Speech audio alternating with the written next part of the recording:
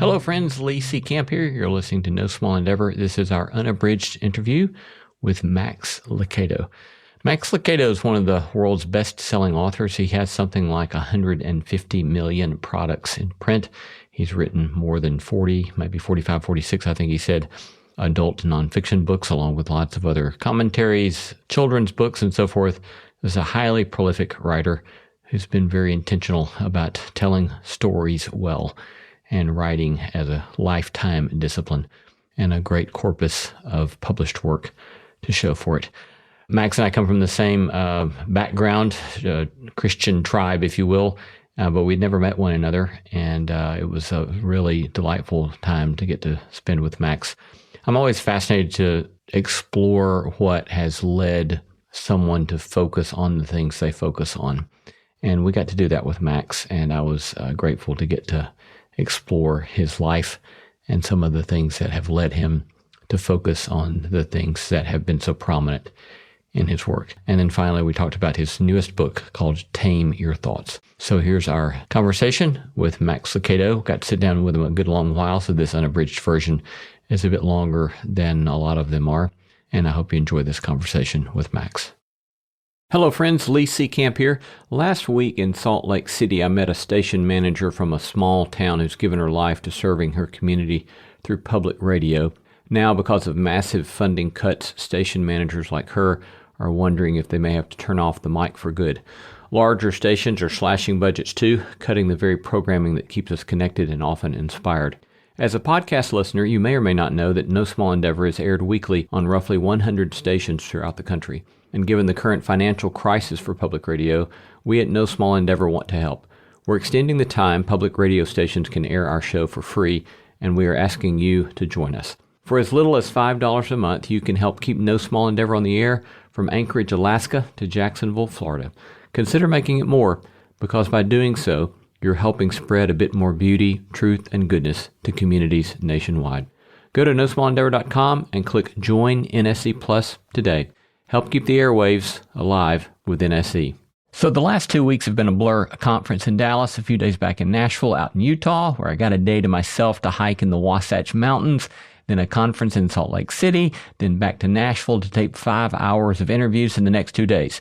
And you know what I've taken with me on those travels, packed in my bags? My cachava. I kid you not. I love my cachava. In the midst of all that craziness, it kept me well nourished, mind and body. And I really do like it so much that I look forward to it. Find myself telling myself, oh, wait, you can have your cachava in about an hour. If you've heard me say before, a serving has 25 grams of 100% plant-based protein plus 6 grams of fiber, and with every 2 scoops of cachava, you get 85 plus superfoods, nutrients, and plant-based ingredients. No artificial flavors, colors, or sweeteners, non-GMO, no soy, no animal products, no gluten, and no preservatives. So, rethink your definition of fast food. And they just launched a new flavor, strawberry, with real freeze-dried strawberry. You've never tasted strawberry like this. Go to kachava.com and use code NSE for 15% off your next order. That's Kachava, KACHAVA.com, code NSE for 15% off. I can sometimes find it a challenge to get to sleep. I need to make sure to do my bedtime reading, practice a bit of gratitude for the gifts of the day, and then I intentionally relax the muscles in my face. And then it's so exquisitely pleasurable to have our set of Bowl and Branch's signature sheets. They're made free from toxins with the finest 100% organic cotton. They come with a 30-night worry-free guarantee and are ethically crafted by expert artisans that earn fair wages. I loved the way they felt when I pulled them out of the package, and I love the way they feel as I drift off to sleep. So why tarry? Feel the difference an extraordinary night's sleep can make with Bowl and Branch. Get 15% off plus free shipping on your first set of sheets at bowlandbranch.com/NSE.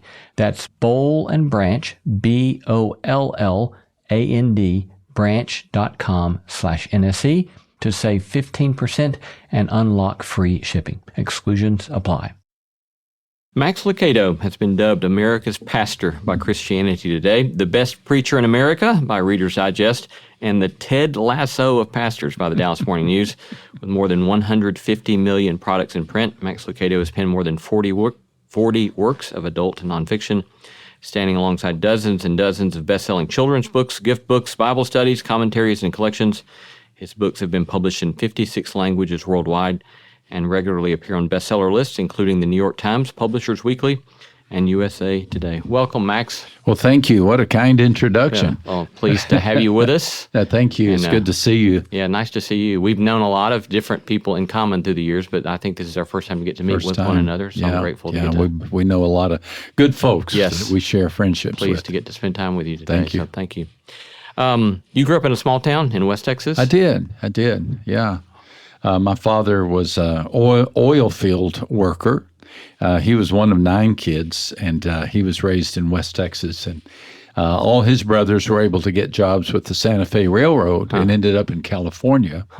But Dad was colorblind, and they wouldn't hire him. And so he was able to get on with Exxon, which turned out to be a great move. He was an oil field worker, literally digging ditches to lay pipe, and that's how he started. And that ended up keeping us in West Texas for all of his life. Yeah. When you think back about your time in West Texas, what kind of stands out to you as things that you took with you for good? Yeah. West Texas is not famous for being geographically beautiful, right? And so oftentimes people will say, it's not that pretty, but the people are great. That's the phrase you hear over and over and over again.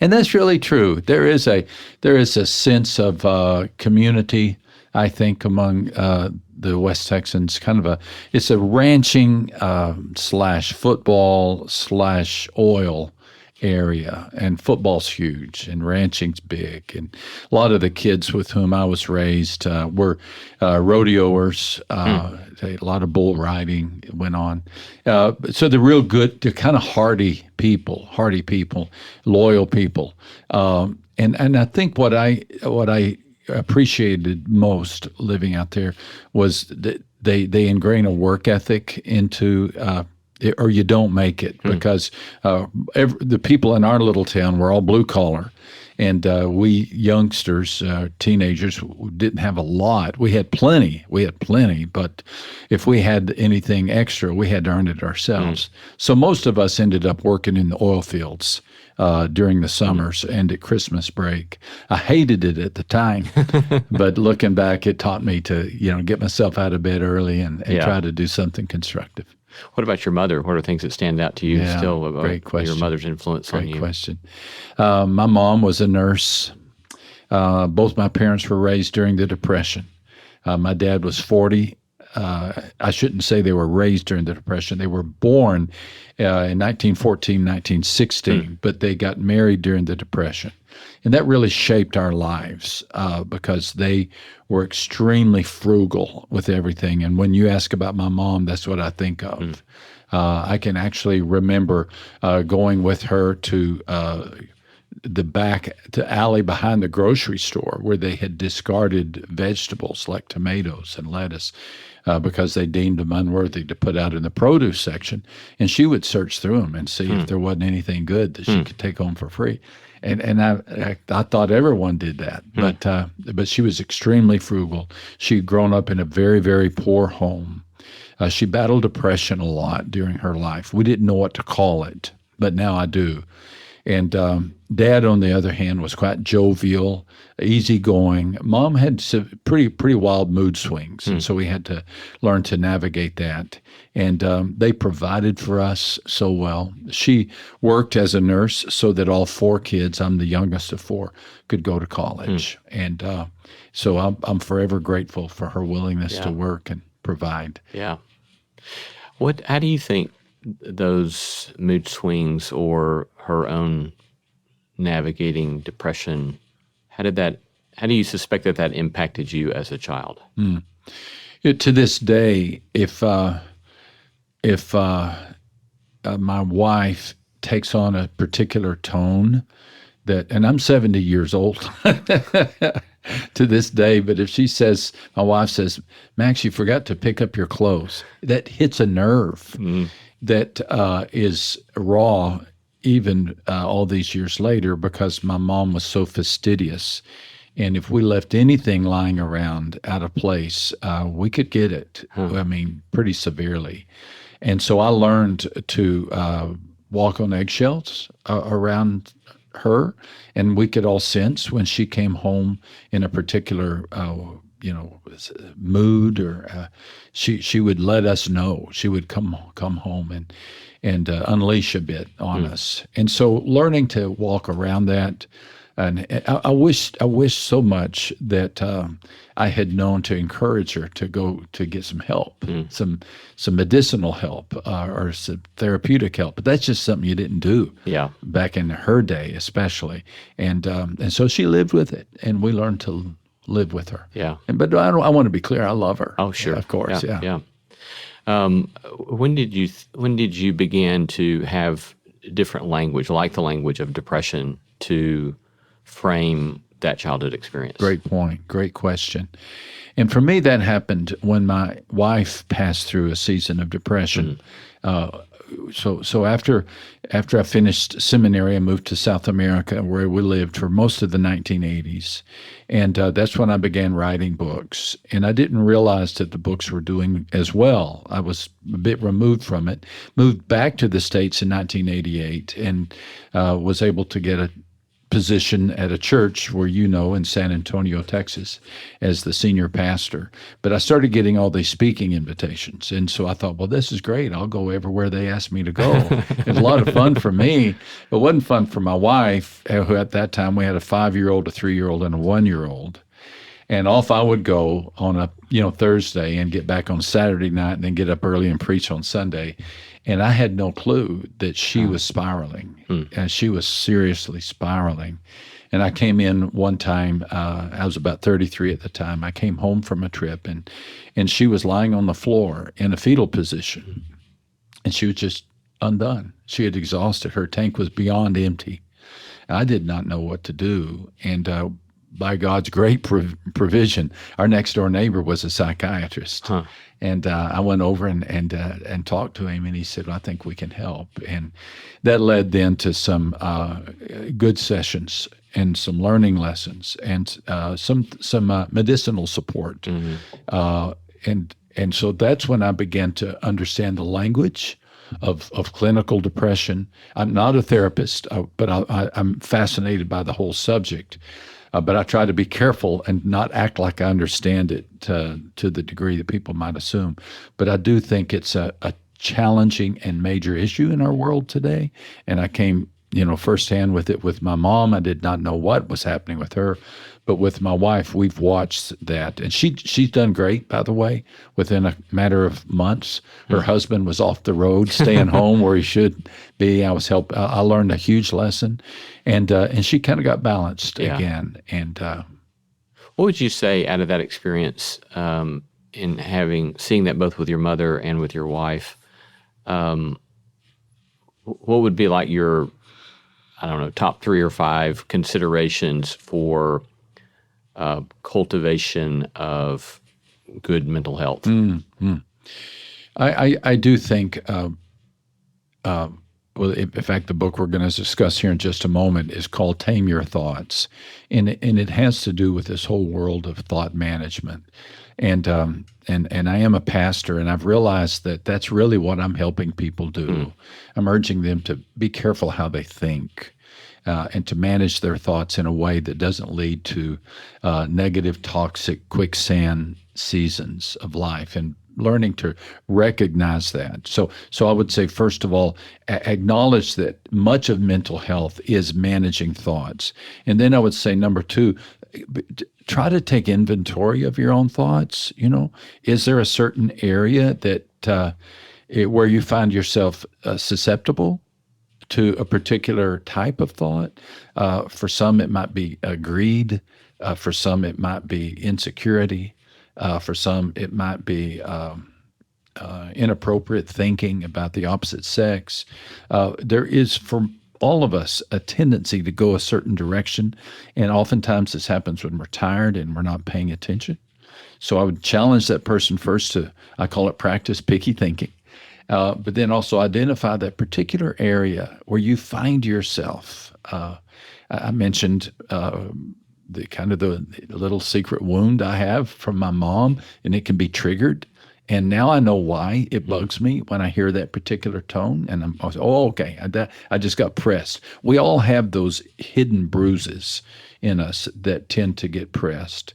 And so once you've taken inventory of your thoughts, then I think the third thing is to develop a response system for when those thoughts begin to surface. If a person is dealing often with, I've got to have more, and it's a sense of greed, probably that comes from an insecurity somewhere back in our lives that says, unless I have more, I'm not valuable. Try to identify where that comes from and develop some type of approach for managing those thoughts. Yeah. Thank you. And as you said, we'll have some time to unpack some more of that from the new book here in a moment. The last thing, just about some of your childhood experience that you've been sharing. Years ago, I interviewed Kurt Thompson, the psychiatrist who also does a lot of theology work. And I remember so well, he kind of in a laughing way saying, I don't remember the percentage that he gave, but it's 75, 90% or something. He said 75% of the time, 90% of the time, that you're having an argument with your spouse, you're arguing with your parents. And I just thought that it's so fascinating that the way we carry these childhood experiences with us, and unless we do a bit of unearthing, yes, sir, we don't realize that we're not necessarily dealing with the person in front of us, right? But dealing with these long wounds or these long sensitivities that we have. They seem to happen when we're young, and if it's a parent or if it's an authority figure, when you're an adolescent, you hold them in such high esteem, right? For me, it might have been coaches. I was determined I was going to be a great football player, and those coaches can be harsh, and but they were authority figures in my life. My brain was taking shape as an adolescent, and a lot of the things they said to me were very helpful. But when they would lash out and criticize us in front of the whole team, I mean, that'll stick with you for a long time. What else were you like as a boy, a young man? Well, I always loved books. Always did. Yeah, which is curious because I certainly wasn't raised in an academic or scholarly family, but I loved books. What's some of your earliest memories of book reading? Hanging out in a library, elementary school library, the middle school library, the public library in our little West Texas town. And my parents were so kind, and they would drop me off at the public library in the summer. And let me just stay in there, and I would literally read. I loved biographies, and I must have read 30 or 40 books every summer. My earliest memory of reading books, I think, is walking back from first or second grade library in our school, having found a new biography that I was going to read, and I would read a whole bunch of those. You were so excited. Yeah. Yeah. Was there a particular kind of book you? Well, it was biography, like you were saying. Yeah, I think I just read a bunch of those when I was little. Yeah. And then when I was back home several weeks ago, first time I'd really spent much time in my hometown, one of the places I wanted to go to was our first public library that we had there in town. Still there. It's a museum now. But just all of those memories come sweeping back from Isn't it great? Beautiful space. Yes. I was thinking, what a blessing that we have growing up in a country that has libraries. Yeah. I mean, there's so many parts of the world where you don't have access to material, and this was absolutely free for anybody who wanted it. Yeah. And my parents took advantage of it, got me a library card, and that was like a adventure. Walking into the library. What else were you like? You loved books, loved reading. I loved books. By the time I was 15, that's when I started drinking, and that's when life began to come unraveled for me. I was raised in a church-going home, and I was raised in a teetotaler home. My dad did not allow any alcohol into the house because he was surrounded by siblings many of whom were alcoholics. And so he just said there'll be no drinking in our house. My brother my brother battled alcoholism his entire life, except for his final 2 years. You would have loved my brother. Everybody did. He was just so easygoing and likable and lovable. But boy, that bottle just took him under. And so by the time I was about 15, he already knew the ways of securing the beer, and we keep working around the system. My dad not knowing about it, and so he tutored me. He mentored me, and I do not know if that alcoholism gene is in my system. But what I can recall with very vivid detail is the sensation I felt the first time I drank a beer. My buddies would say, "Well, I don't think I like that beer very much," and I would say, "Man, I don't know. It does something for me." And so I think it must be something. I must be susceptible to it. So by the time I was 15 years old, I was building my calendar around our parties and getting drunk, and my dad caught me at the age of 15, and this is really important. I loved my dad. I idolized him. And when I saw he came in, I was throwing up in the bathroom in the middle of the night, and I told him I got sick on Mexican food, and he knew better. And the next morning, he was so upset with me. And that's when I first, I think, Lee, started dealing with shame. Guilt. I like that expression that shame is self-hatred at my expense, SHAME, because I just began to hate myself. And the spiral of hating yourself and then treating it with more alcohol is really ironic. It was alcohol that created it, but it was alcohol that could cover it up. And so I, as a teenager, was really dealing with the shame of not being able to control my drinking and dealing with the shame by drinking. There's the irony, right? Yeah. But that's the spiral that we get on. So I think I was a pretty decent guy otherwise. I played sports, and I made A's and B's. I ran for student council and got elected. So on one hand, I was really a pretty good kid, but I had this other part of my life, and I realized it's pretty easy to lead a dual life if you're sharp. And my brother and I figured it out, and so that was a tough season during those days. So you mentioned a moment ago that you went to college and seminary, and then following those years, you and your wife became missionaries? Missionaries, yes, sir. Yeah, in Brazil. Yes, sir. Yeah. When you look back on those Brazil years, what are key takeaways for you, key lessons learned or key challenges navigated? Yeah, I love Brazil. I love the people of Brazil. I love the culture. I love the food. I love Brazil. I love the language. I think it's a very lyrical language.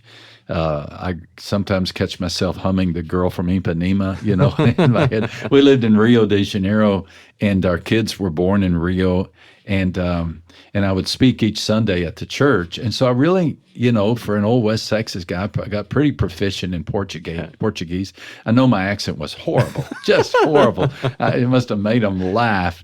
But I did get a decent vocabulary, because I would write out a sermon in English, and I would ask my Portuguese teacher to translate it, and then I would memorize it. Oh, wow. And so it was a little 15-minute message, but it forced me to grapple with vocabulary and memorize proper sentence structure. So anyway, I say all that to say I loved Brazil. Felt very much at home there. Theologically, Lee, it was huge for me. It was huge because I went with a group of other guys to start a church, a missionary team. We rented a little storefront. We were all in our mid-20s, okay? Well, I know we felt old looking back. That's pretty young, right? And we were fresh out of seminary. And we were just convinced all we had to do was put a sign out, and all these Brazilians would come and hear these gringo boys. And nobody came. Nobody came. I mean, for a year or two, we'd have a trickle of guests. But by far and above, the vast majority of people in Sunday attendance were American missionaries. And so I think you'll appreciate this because of your heart for theology. We had to have a heart-to-heart with each other and say, why are people not coming? And we took time to read through, and I do not recall whose suggestion this was. Somebody said, let's make sure we're teaching the gospel. We're sharing good news. Let's study Galatians.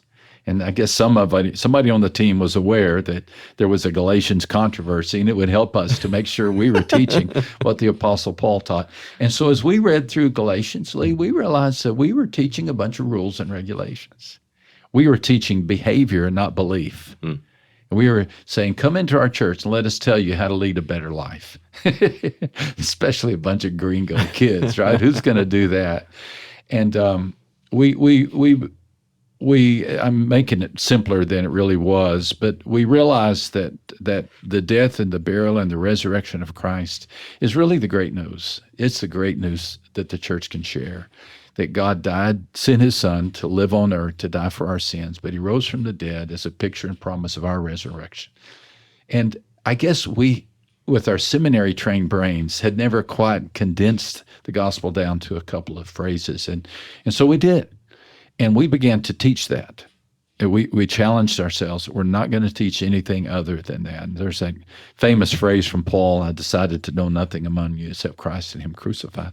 Well, we made that kind of decision. And Lee, the little church began to grow. We doubled in a year, and then we doubled the next year. And so that's what I learned, that Brazil was much better for me than I was for Brazil. And if my theology and understanding of Scripture is in any way healthy, it's because of that time I spent in Brazil, needing to hone my thoughts and present them to people. So you come back to the States, as you said a moment ago. Some of the books you'd already written are beginning to take off. I mean, the number of books you've published is quite incredible. 46, 7. 40, mid-40s. Mid-40s, yeah.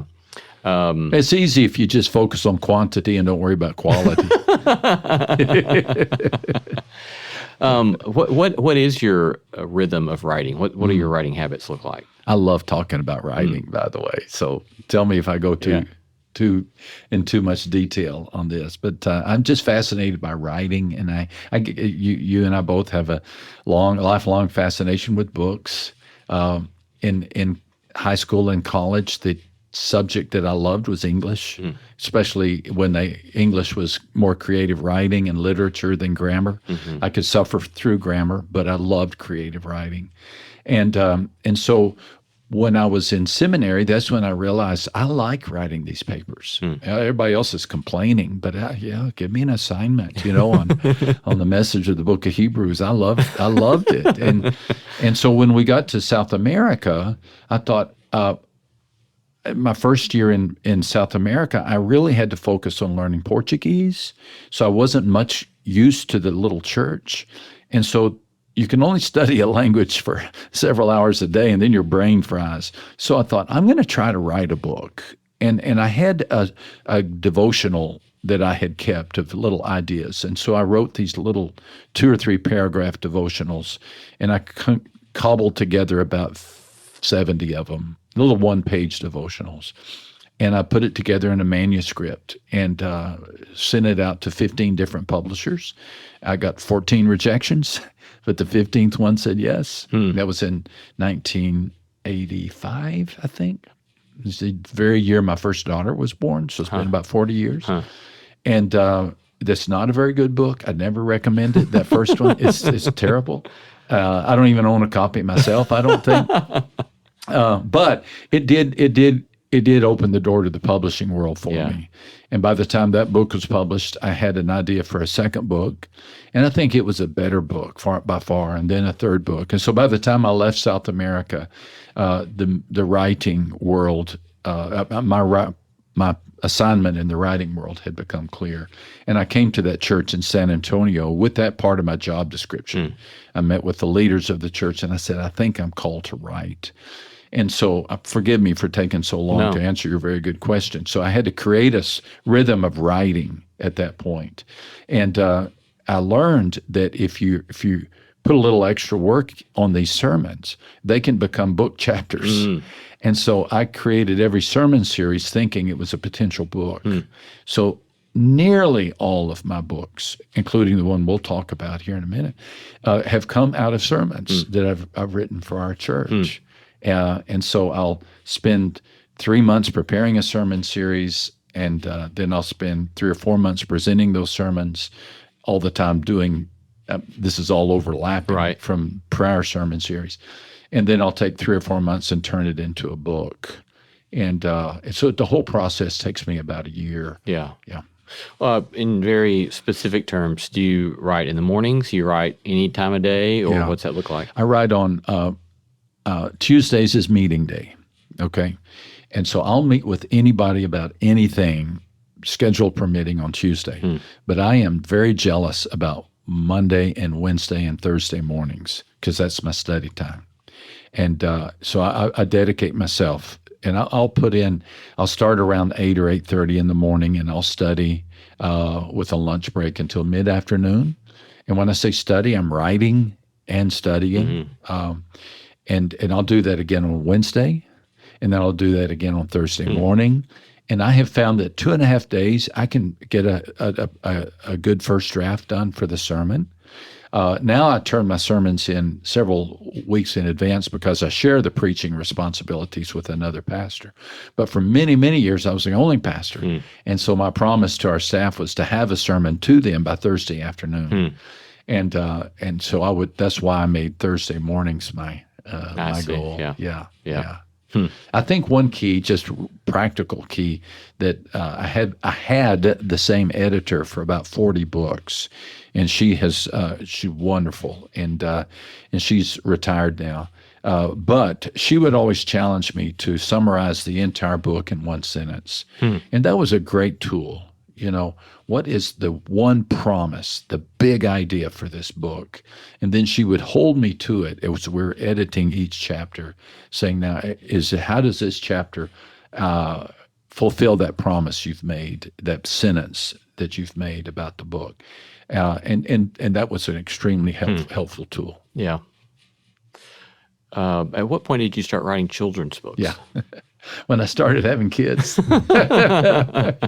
And so when I came home every day and we had those 3 small girls, that there was kind of a passing of the baton. My wife was so happy to see me home. I've always loved kids, though, and I was excited, so we'd go bike riding or swimming or something, and then we would always have story time. And out of those stories, I started creating. Instead of just reading stories, we would make up our own stories. And that was a blast. And I wrote my first children's book out of a very story that I wrote for my kids called Just in Case You Ever Wonder. And I created this little limerick, I guess you'd call it, a little repetitive phrase, just in case you ever wonder, your mom and dad will always be here. When you get afraid, when you go to school, if you can't go to sleep, just in case you ever wonder. And I would say it to them every night. And it was a nice little phrase. And so one morning, I was supposed to go preach, and I turned out to be needed a root canal. And I had to call in a substitute. And I had a good friend at our church who was a dentist, and he hurried over and gave me something pretty heavy duty. I don't know what it was, but it knocked the pain out, but it didn't knock me out. And I thought, I'm going to see if I can turn that little phrase into a book. And that book is still out there. It's still doing great, just in case you ever wonder. So I sent it to my friend at back in those days, Word Publishing, Laura Minshew. She's still over the children's, she's over a lot more, but part of her division is still children's books, and she loved it and turned it into a book. So that's really how it started. You Are Special? That was another kind of prominent one that you did early on, right? That is my best-selling book of all time. Really? You Are Special. Yeah. And it's a story I wrote for my daughters. And it's about a little wooden village called Wemmicksville, and the people are Wemmicks. And what they do all day, every day, is walk around giving each other labels. They stick a star on you if you're good. They stick a dot on you if you're not. And poor little Punchinello had so many dots on him that every time he saw somebody, they'd just give him another dot. And he met one little wooden person who had no dots or stars. Her name was Lucia.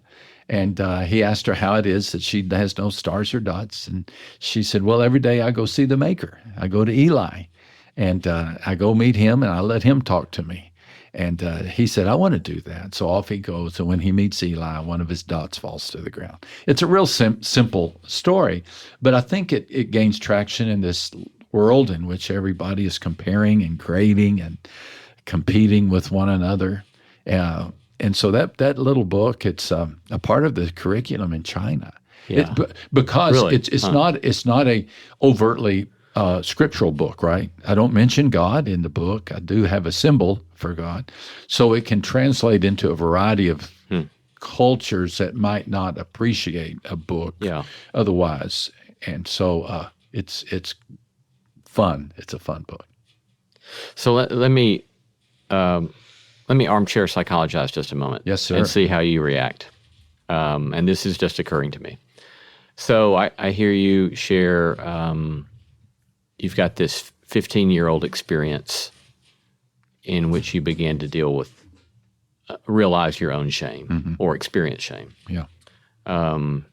You've got a mother whom you deeply love, and yet at the same time you're realizing that you're having to walk on eggshells to make sure that you're okay.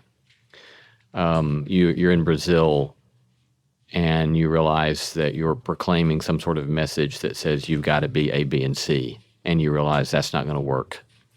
And that in all of those things, there's this sort of formation in you bubbling up where you become the Lucia. You're wanting the people around you to know you're loved, you're okay. There's grace, there's acceptance. How's that fit, Max Lucado, you think? I think that's a brilliant analysis. I do. I don't think I've ever connected the dots in the way you just did. I do think the message of grace and forgiveness and acceptance by my Maker it warms my heart more than anything I've ever discovered, anything in my whole life. And I think that I am compelled to help people understand that they are accepted and beloved, cherished, designed, and built by their Maker. So I think what you're saying is, I wonder how much of our own message comes out of our own wounds. I wonder how much of my proclivity toward alcohol was coming out of my the messaging that I had heard, that the subtle messaging that said you're not doing a good job. Yeah. Right. So I think that's a very, very fair analysis. Have you ever thought about going into psychotherapy? So what sorts of, you sold 150 million books or 150 million pieces in print, something like that. Yeah. In what ways has the fame and celebrity of that, how's that impacted you? I think I'll grade myself a B- on that. I would like to say that I've been oblivious to it, but I have not. I'll tell you the things for which I'm very grateful and I'm thankful, and then the confession that it would be less than honest if I didn't share. I'm grateful that I'm 70 years old, and as far as I know, I've not embarrassed the gospel and the church, and that to me is a source of joy.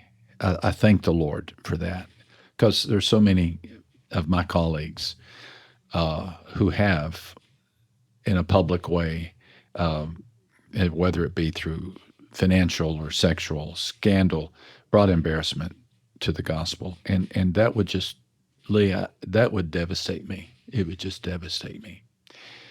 So for that, I'm grateful. I'm very, very grateful. On the other hand, the challenge of greed has followed me. And I appreciate your psychotherapy. Maybe my mother, her frugality and the depression has caused me. I'm sure I've inherited some of her hoarding instincts, although I don't hoard. But I do. I'd be less than honest if I didn't say I've found security in the financial benefits of 40, well, over 100 books in print when you count the children's books. And I'm not real proud of that. My wife is aggravatingly generous.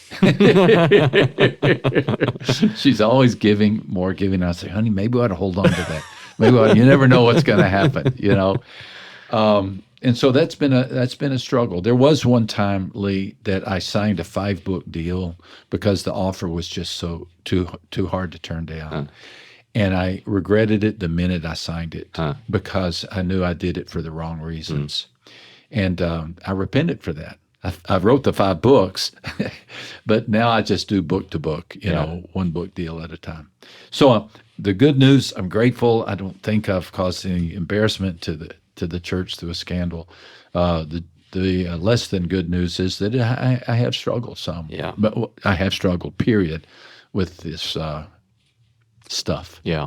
Thank you for that. When you think about all your years in ministry, or maybe just these last numbers of decades in your own personal life, courage, what would you say have been some key moments where you knew you had to call on courage to navigate what you were dealing with? I think this is a fascinating discussion, especially with you, Lee, because we both come out of the same background, kind of the same stream, so to speak, of the church. I came to discover grace in a personal way because of my battle with alcoholism, and then that time in Brazil.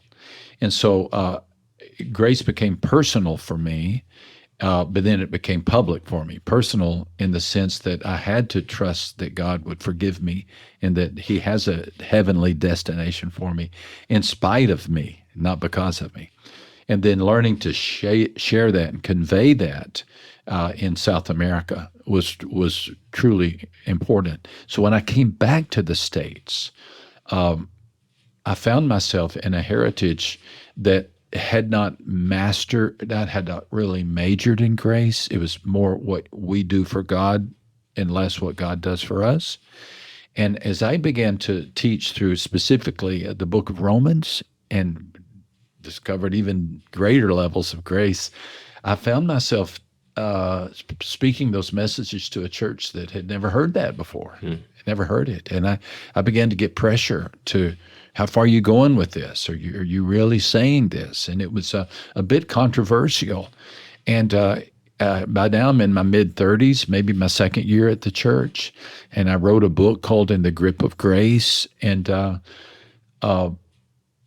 I received quite a bit of pushback. And yet I think the Lord was kind just to give me a conviction and courage that this resonates with what the Apostle Paul wrote, what the Bible says. So just keep teaching it. And much to the credit of this church in South Texas, they loved me. And they had to have, we had some honest conversations, we being I with the leaders of the church. But they said, no, if this is your conviction, you teach it. And so I think that was my first uphill battle in trying to be honest with and preach with integrity a message that I had.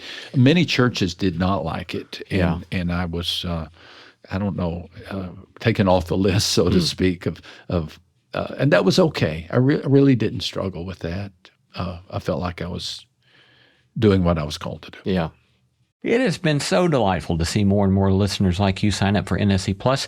Our growing community is made up of intelligent and thoughtful people looking for a holistic approach to human flourishing. Signing up for NSC Plus is also a way to support the show and the work we're doing, and in fact, we depend upon that kind of support. But in addition to supporting the show, you'll get exclusive access to bonus content, and the No Small Endeavor you've come to love will be completely ad-free.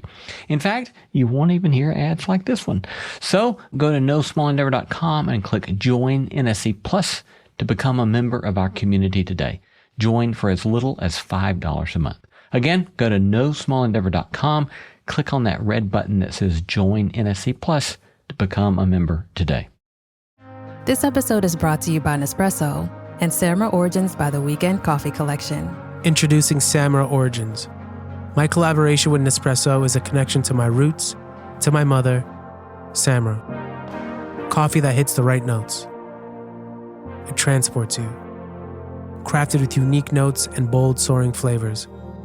Experience a taste that moves you. Nespresso and Samra Origins. Discover more at Nespresso.com. Switch to Shiseido Benefiance Wrinkle Smoothing Eye Cream and discover why people are calling it the best eye cream. A powerhouse formula that targets 5 types of eye area wrinkles. 96% of users saw reduced wrinkles and diminished dark circles after just 7 days. Shop Shiseido Benefiance Wrinkle Smoothing Eye Cream at Sephora and discover how change can happen in the blink of an eye. Consumer tested by 110 women. What did that internal process look like for you in coming to terms with, okay, I'm going to be written off by some, and there's a social consequence to this? What's happening with you internally or relationally as you process that? You ask such great questions, Lee. You ought to do this every week. No, tremendous question.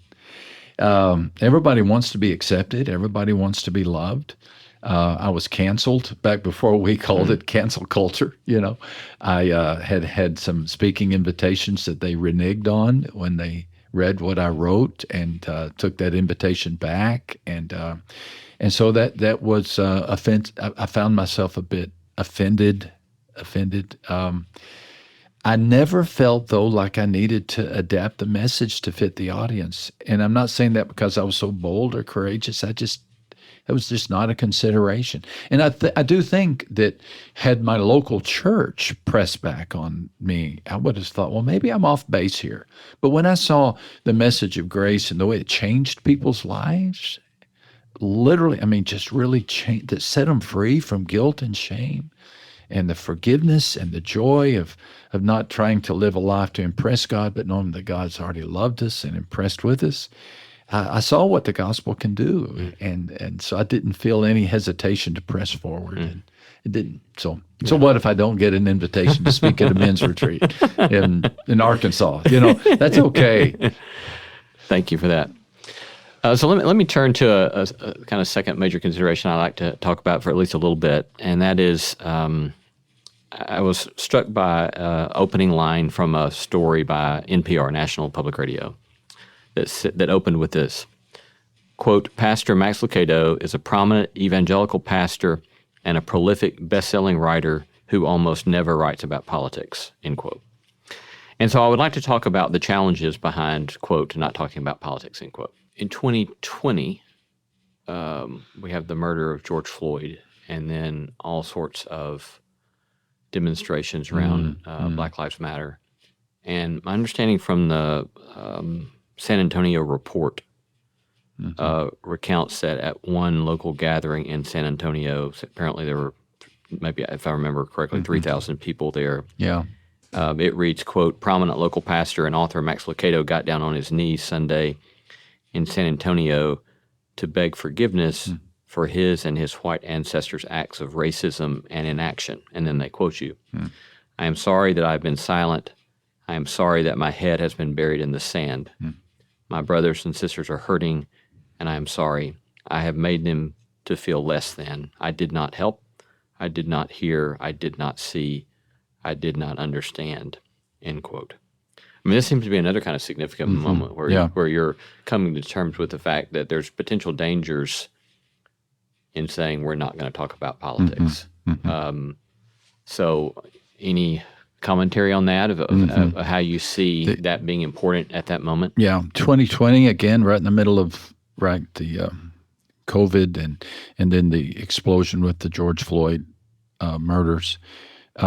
There were a group of pastors in San Antonio, African-American pastors, who began meeting to pray about the right response.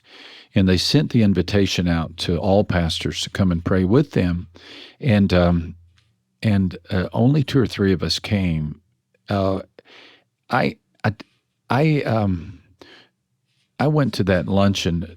I began going to this weekly luncheon with these primarily African American pastors to try to understand where this wounding came from, and I was struck by the depth of the hurt.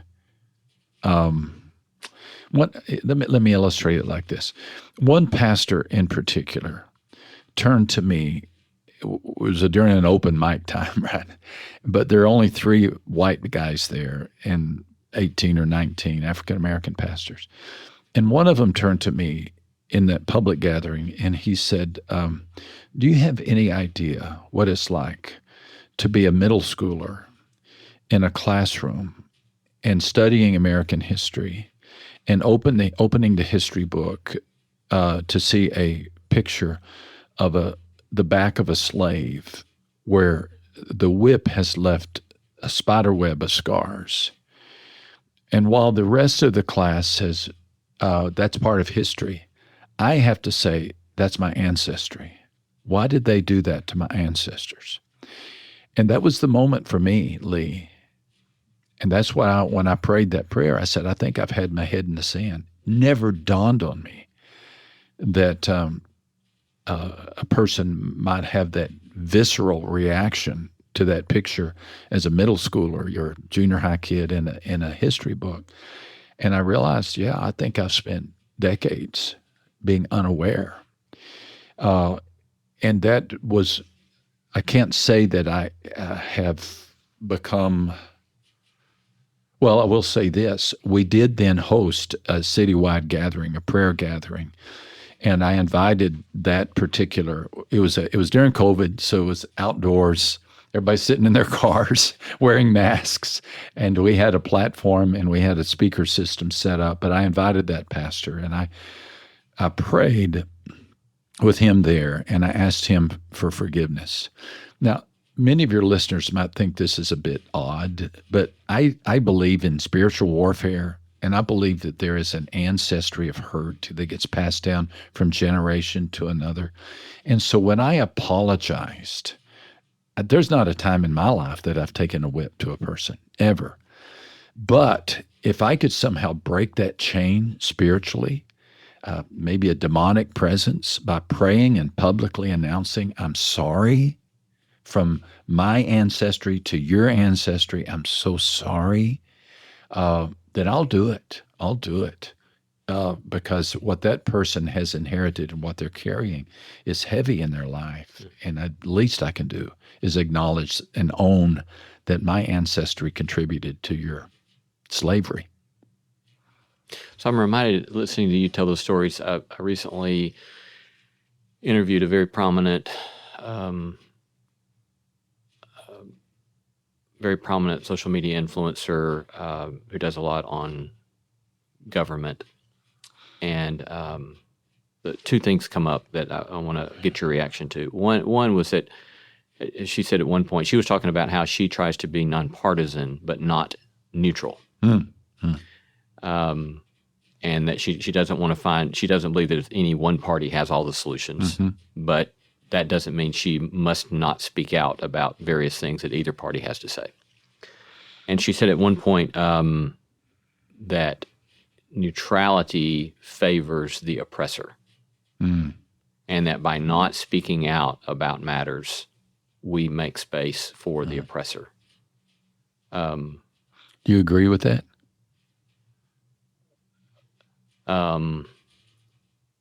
I see many, many cases in which that seems to be profoundly true. Do you? I think that justice is a challenge in any culture, and I think that neutrality is allowing the kind of the default toward injustice to take over. And neutrality does not have to mean anger.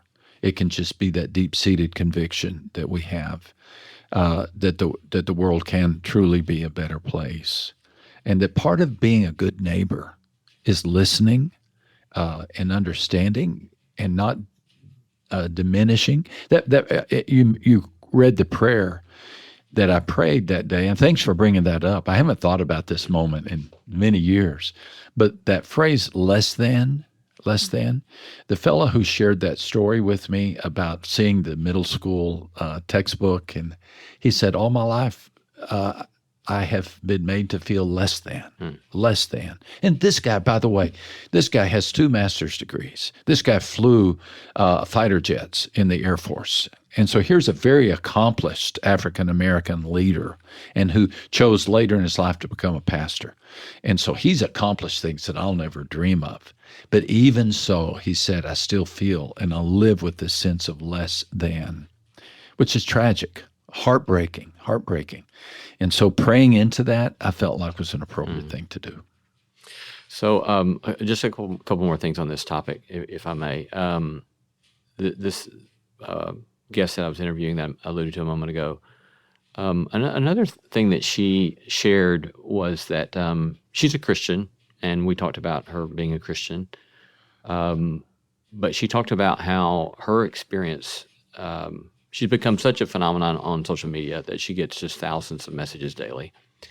And she is on the receiving end of a lot of death threats, and a lot of times kind of vile sorts of reactions.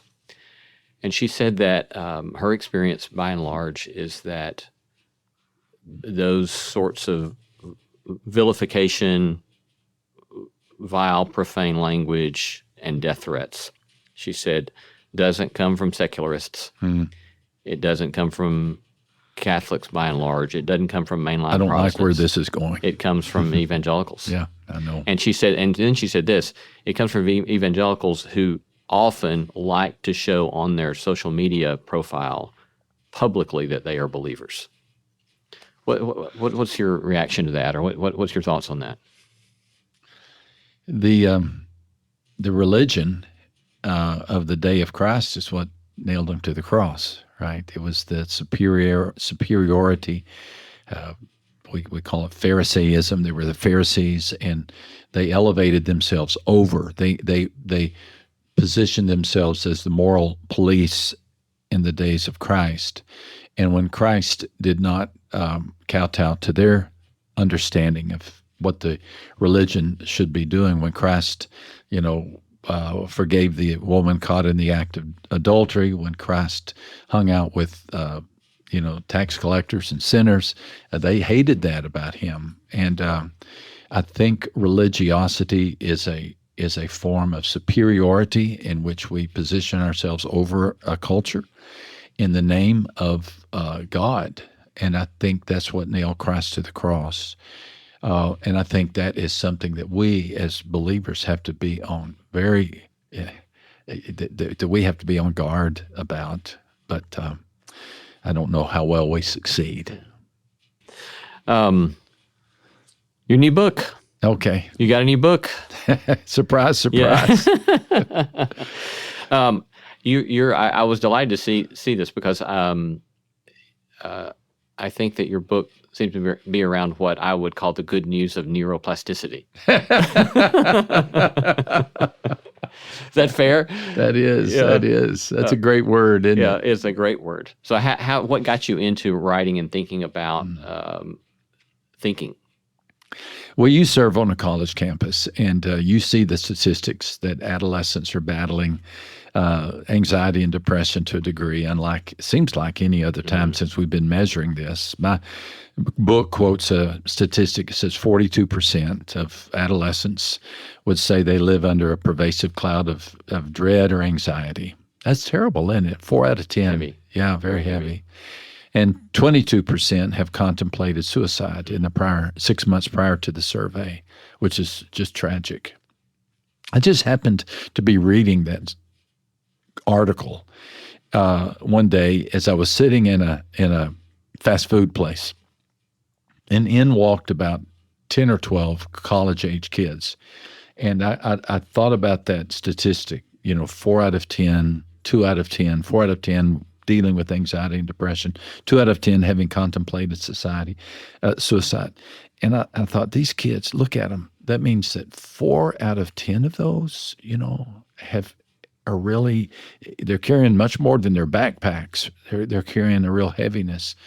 And 2 out of 10 have really battled it to a severe degree. That's what got me interested in this whole topic, Lee. And so I've decided to present a series of messages to our church that would fit under the big umbrella of mental health. And I tried to articulate some tools that people could use. And the result has become this book called Tame Your Thoughts. What would you see as kind of some of the key takeaways from what you try to describe there? Yeah. I don't know why. It seems to me to be a new idea to many people, and that is you can really manage your thoughts. You really can.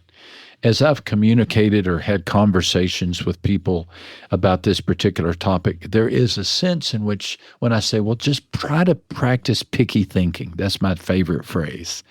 And my subtext is just because you have a thought, you don't have to think it. And that strikes people as a bit new, a new idea. You mean I don't have to think this thought? I can interrupt it? And the phrase in the Bible is take every thought captive. And yet most people are not acquainted with that language. And so I just call it practice picky thinking. And when you have these thought patterns that come your way, try to interrupt them quickly.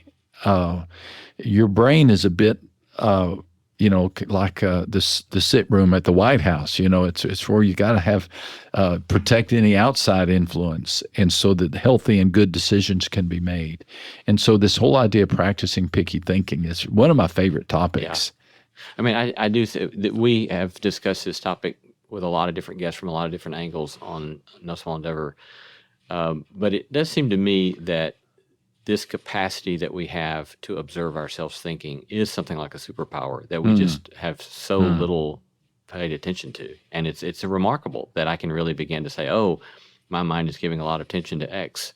And then to develop the capacity not to continue to feed energy into the loop around X. Yeah. And to spin up something else over here. I think it's a fascinating topic, and I agree. I think we all have a proclivity to a certain type of toxic thought, and identifying what that particular toxic thought is and interrupting it on a regular basis is one of the healthiest things we can do for ourselves. What's it look like for you when you're trying to interrupt given thoughts, toxic thoughts? What's it actually look like for you? Or how do you do that? Yeah. Let's say that I take offense at what somebody says about me. Let's say somebody listens to this wonderful program and they send me an angry text because of what I said. I will. This is very real. I mean, I had an article published 3 days ago on Fox News on their website, and then people are allowed to write comments about that article. And the very first one said, "Is this a slow news day?" Oh, ouch. And well, dadgummit. I mean, what do you have to do? It was kind of a kind article, And then somebody else said, out of all the Christian writers, Lucado is not my favorite. Why did they have to say that? So obviously it doesn't bother me because I've completely forgotten. Here I am still talking about it 3 days later. So criticism, here's a fascinating statistic. 4 out of 5 thoughts, according to the Cleveland Clinic. Number one, we have 70 thoughts a day, and 4 out of 5 of those tend to be critical or negative. We have okay. how many? We have 70,000 a day. 70,000 per day. 70,000 a day. Most of them are random, insignificant. Yeah. It's cold outside. One more to have for dinner. They don't matter much. But of those 70,000, 4 out of 5 tend to be negative or critical. Yeah, that just feels overwhelming, doesn't it? A staggering. Can it be that bad? Yeah. Are we the nation of Eeyore? Do you think that's an overstatement in your experience? I mean, it certainly, I certainly have had plenty of seasons in my life where I would say, yeah, I can see that being the case for me. Yeah. I wonder, I mean, did you come across any sort of study that indicate whether or not that sort of statistic is socially or culturally bound? I mean, are there places where 1 out of the 5 thoughts is critical? Yeah, we would love to say that the particular city in which we live, we have more positive thoughts than others. Yeah. I've not found anything like that, Lee, Yeah. that would attribute it to everything that I read was pretty much across the Yeah. board. So Yeah. here you are in that. But it did focus on teenagers and adolescents Okay. as those who battle with it the most. Go ahead. So when you're in that sort of, frustration, offense at the tackiness, what do you do with it? I have gotten better at that. I mean, I'm 70 years old now, so I've really, it does, I think my skin is a lot thicker. But I do get that just kind of irritated. Oh, why do you have to do that? That kind of thought. But I don't dwell on it. There was a time I would have dwelled on it, but I have come to learn to talk to myself. Yeah, talk to my soul. I practice self-talk, and I say, oh, well, who cares? At the end of the day, I did what I was supposed to do, so I'll give myself a little talk, and I feel like I'm pretty good about moving on. Now, if that criticism had come from my wife, or somebody whose opinion I respect, that's a whole different matter. Right. But this kind of public social media criticism that we get, anybody who's going to say anything is going to have engender a reaction from someone. Yeah. What's your suggestions on cultivating joy, on the other hand? Yeah. If we've got all this critical kind of stuff going on, what does it mean not only to reduce the amount of critical negative stuff that we're dealing with, but on the other hand, to foster joy? Yeah. I see life through a Christian worldview, and my worldview it stabilizes me, I think, to help me have access to joy. The worldview is that God made me, God loves me, God is watching over me, and God is someday going to come for me. Yeah, I believe that. And I believe that if I did not have that worldview, then it might be more challenging to face the future. We just had these horrific floods in South Texas, as you know, horrific floods, lost the lives of so many children. And I had the opportunity to talk to some of the parents who lost their children. And I was stunned by the faith of some of these parents and the power of faith to help them, even though the pain is deep and will last for the rest of their lives, to be able to say, as one couple did to me, we're holding on to our faith and we believe God is holding on to us. I just was stunned by the ability. Their little 6-year-old daughter, got swept up in a Guadalupe River flood and drowned. But they're saying we're holding on to their faith. So that Christian worldview is empowering them, the fact that they believe in a God and they believe that God is good and that God is coming for them, is giving them strength, not making it easy, but it's giving them strength. That to me is a good definition of joy. Joy is not this feeling of being in a good mood, but it's more of a deep conviction that everything's going to work out all right, ultimately. And that's what I have found as a result of attempting to be a follower of Christ. The supernatural presence of the Holy Spirit inside me helps me to have that deep conviction that things are going to turn out okay. Doesn't mean things are going to turn out okay immediately. It doesn't mean things are not going to be painful, because they are. I really think the Bible says that life is short and life is hard. That's pretty much it. It's short and it's hard, but it's going to be great. It's going to be great. So that's my definition of joy. Other particular practices for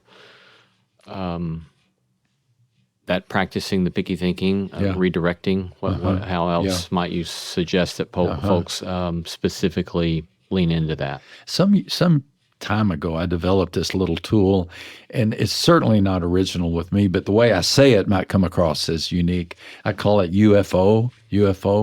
In the U and the F and the O. We're not talking about what happens in Roswell, New Mexico here. but we're talking about an untruth that leads to a false narrative that leads to an overreaction. An untruth leads to a false narrative that leads to an overreaction. One of the most crucial parts of picky thinking is determining what's true. What's true? I may see you looking at me, and I'm thinking, well, Lee doesn't like me today. Well, I don't know if that's true or false, but it's an assumption that I make. It's an untruth. And that leads to a false narrative. I don't think I'm going to hang around Lee anymore because I see this. He has this, when he looks at me, I can just see he doesn't like me. Well, that leads to an overreaction. That means next time I see another person, hey, Lee doesn't like me, and he's critical. It's just a blatant overreaction.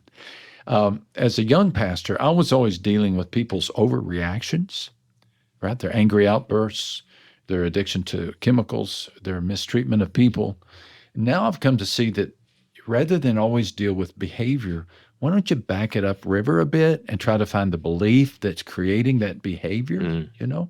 What's going on? And odds are they have accepted an untruth. I see that one more example of this, and I'll shut up. But I see this a whole lot with people who struggle with materialism, which we all do to one degree or another, right? But if I buy into an untruth that says I am as valuable as I look, as my appearance, well, that's a lie. But it is a truth that many people embrace. Then that untruth will lead to a false narrative that says my goal on earth is to look as good as I can. Right?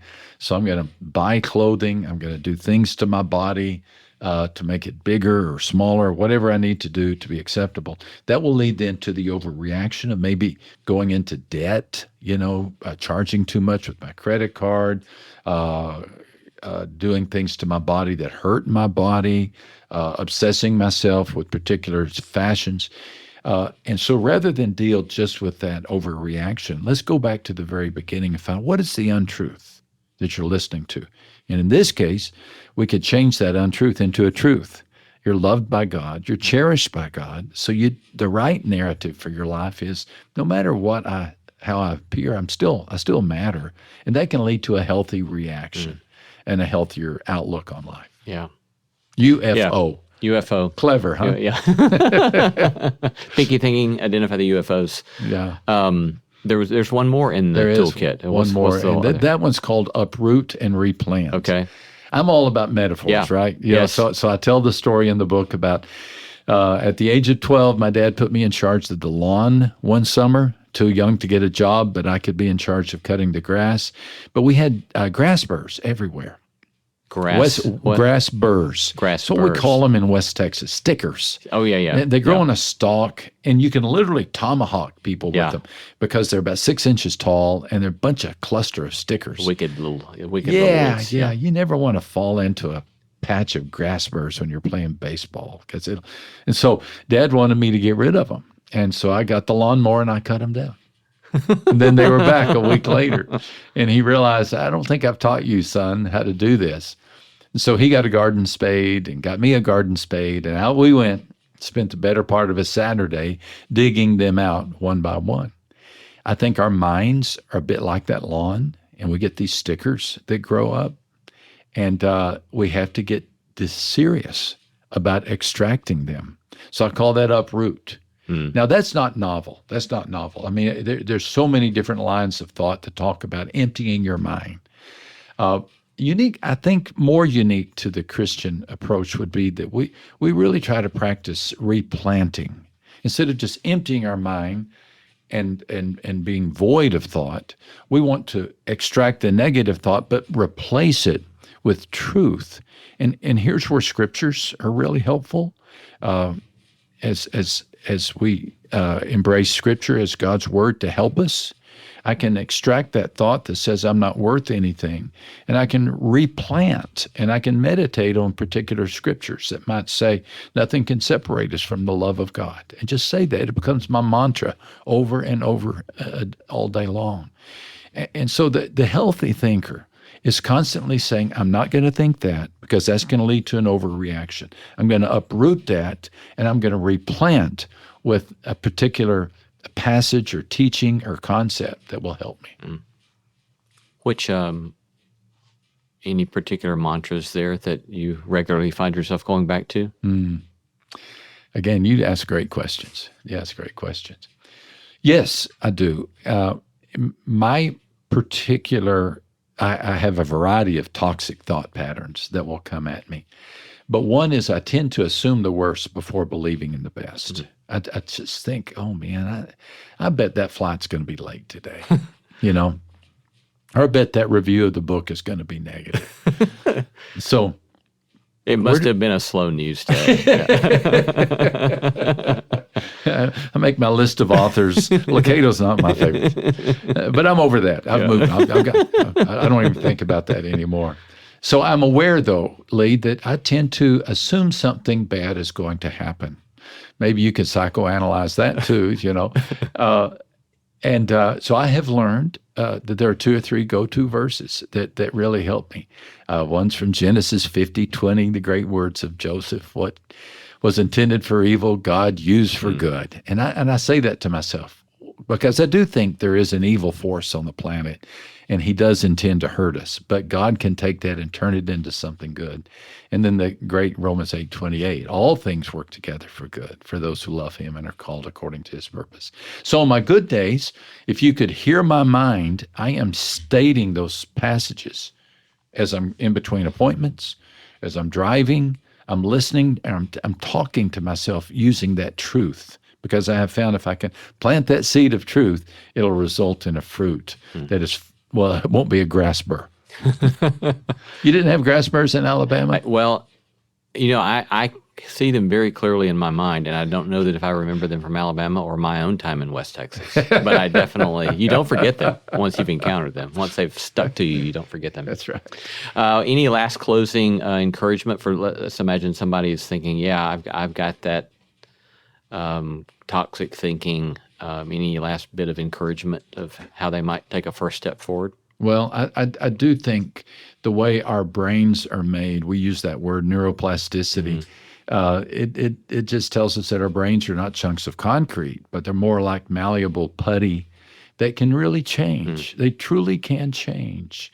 And that neuroscience is telling us that when a person determines that they are going to be a better thinker, within a matter of 10 minutes, the brain is already reshaping, and that new habit, they call them ruts, those furrows in our brain through which the synapses pass, those are being formed.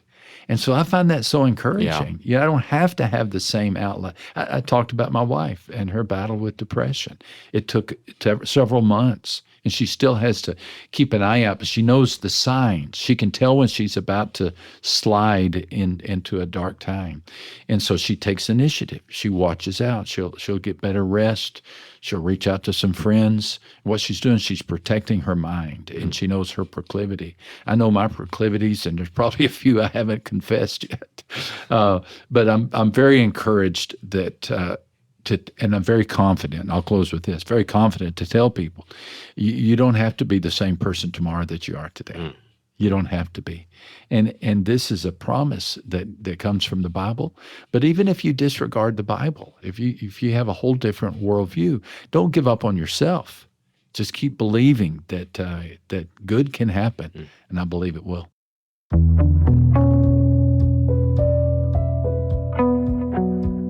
Been talking to best-selling author, Pastor Max Lucado, about his newest book, Tame Your Thoughts, as well as his life and his work in the world. Max, thank you so much for your generosity with your time today, and we're very grateful. It's my honor. And again, terrific job. Thank you very much.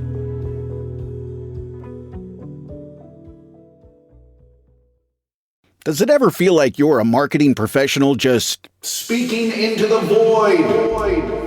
But with LinkedIn ads, you can know you're reaching the right decision makers, a network of 130 million of them, in fact. You can even target buyers by job title, industry, company, seniority, skills, and did I say job title? See how you can avoid the void and reach the right buyers with LinkedIn ads. Spend $250 on your first campaign and get a free $250 credit for the next one. Get started at linkedin.com/campaign. Terms and conditions apply. The family that vacations together stays together. At least, that was the plan. Except now, the dastardly desk clerk is saying he can't confirm your connecting rooms. Wait, what? That's right, ma'am. You have rooms 201 and 709. No, we cannot be 5 floors away from our kids. The doors have double locks. They'll be fine. When you want connecting rooms confirmed before you arrive, it matters where you stay. Welcome to Hilton. I see your connecting rooms are already confirmed. Hilton, for the stay.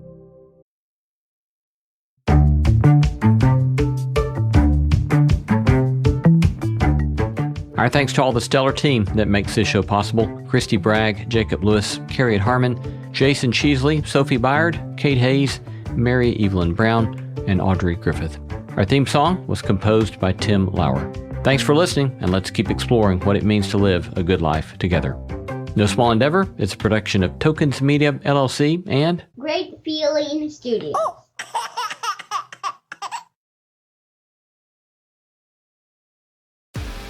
This episode is brought to you by ESPN. Catch the first WWE Premium Live event on ESPN, WrestlePalooza, live on Saturday, September 20th at 7 p.m. Eastern Time. It's going to be an epic night in Indianapolis, featuring some of the biggest WWE superstars. This event is only on ESPN, so go to stream.espn.com and sign up to the ESPN app today for your all-access pass to WrestlePalooza and all WWE Premium Live events.